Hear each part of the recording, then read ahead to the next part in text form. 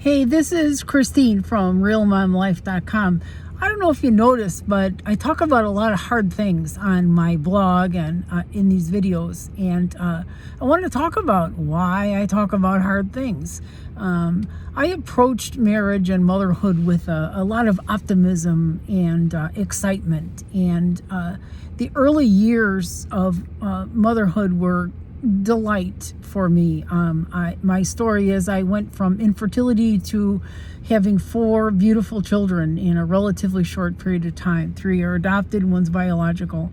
And those early days and many days of mothering were just a delight, were a joy to me. And I was enormously blessed.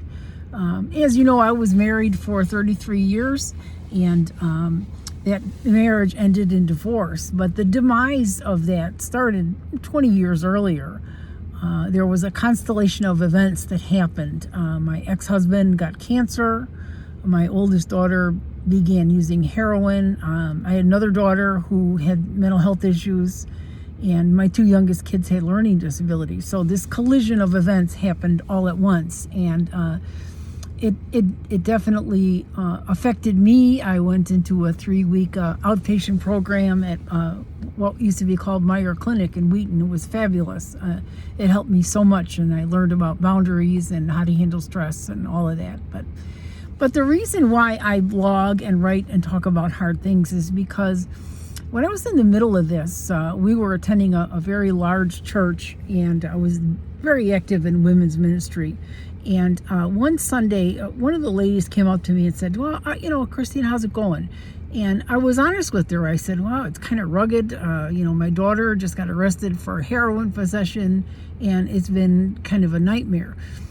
The reaction of this woman, she physically recoiled from me. It was as if I had leprosy or something, that I had shared something real with her that was going on, because of course in this particular church, all the women were beautiful, all the children were perfect, and it was like Lake Wobegon, but for the evangelical Christian.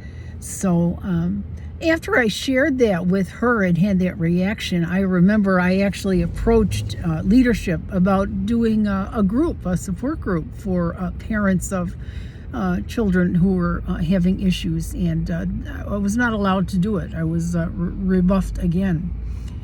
In any event, after these things happened, I made a promise to myself that if I ever got to the other side of everything that was going on, that I was going to work to create a space where women could come to be real about the struggling that went on in their homes, about the difficulties they were having with their children, about the challenges of their marriage, and maybe the demise of their marriages.